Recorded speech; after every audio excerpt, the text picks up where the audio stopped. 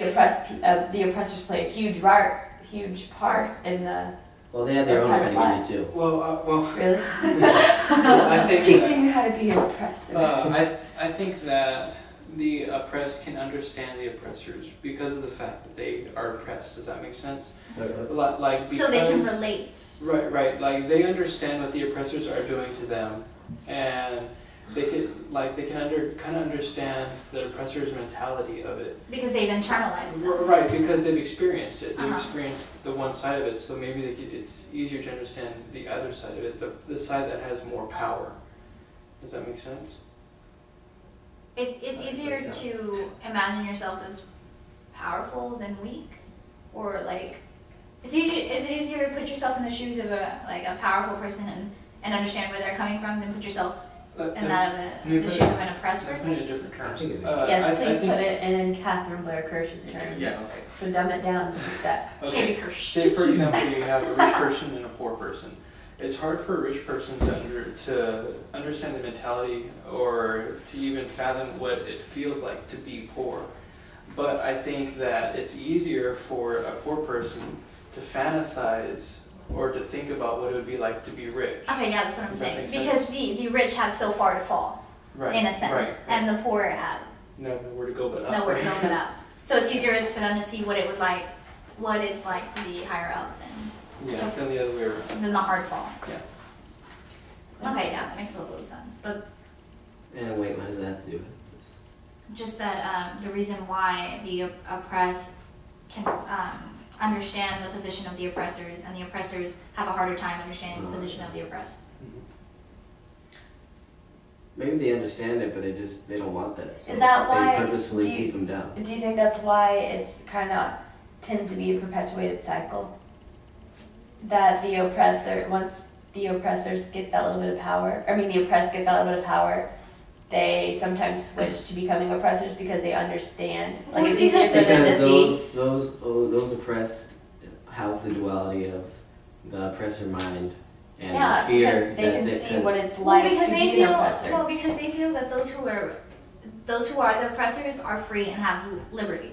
So they think that the ones who are oppressing them are free to do what they want, and they want that freedom. Yes, so once I get that. I was just wondering if that has a time what you were saying, like how the poor can kind of see what it's like to be rich.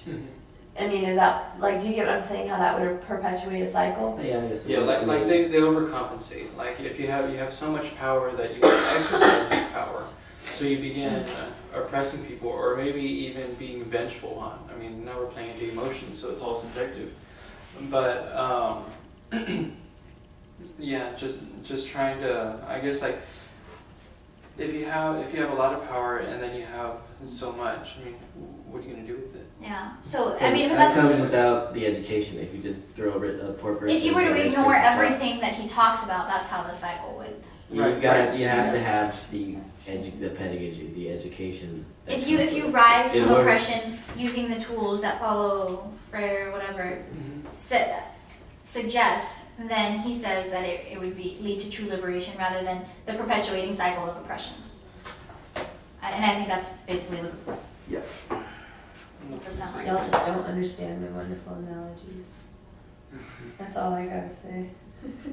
You're a complicated one. But other than that.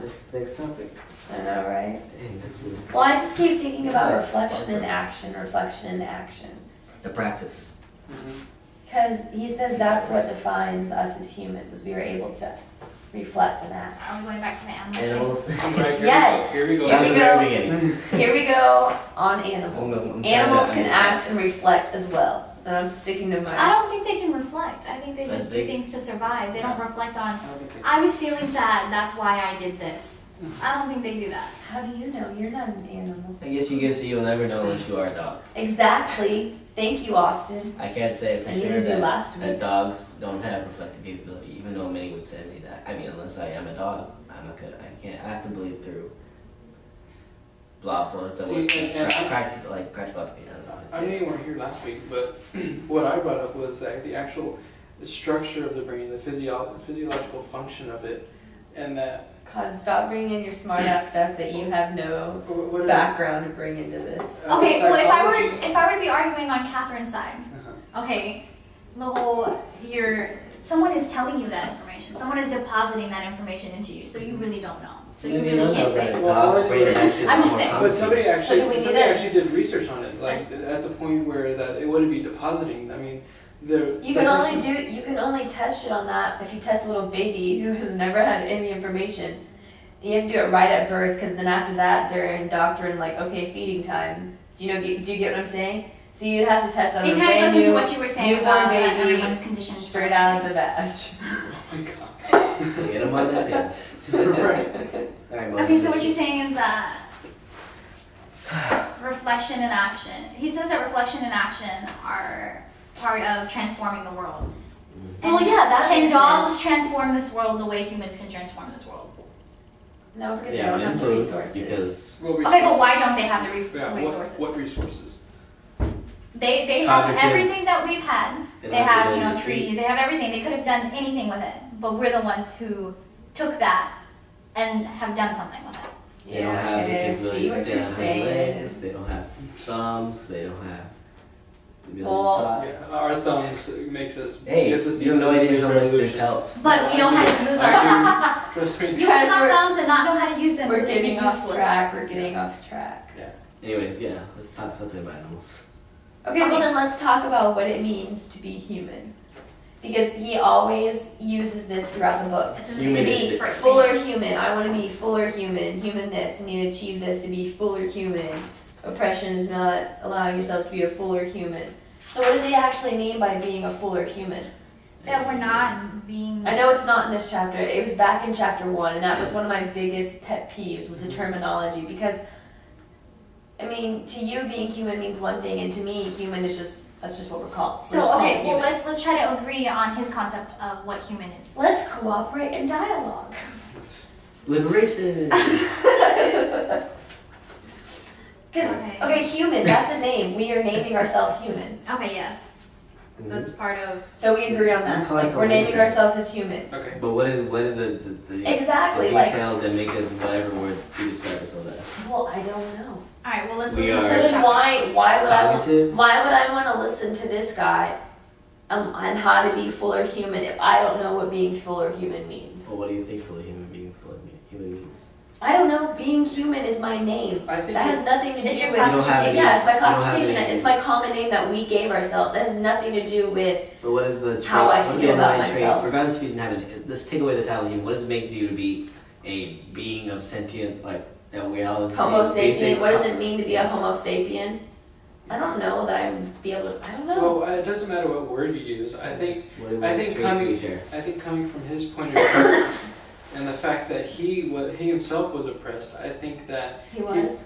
yeah, Yeah, he was. I think that Did Should you have read read the? I didn't- right. Preface I'm and sorry. forward. I'm I sorry. think that I'm drugged. the fact that he was oppressed, it made him feel like he wasn't human, like he was missing out on something that somebody else had.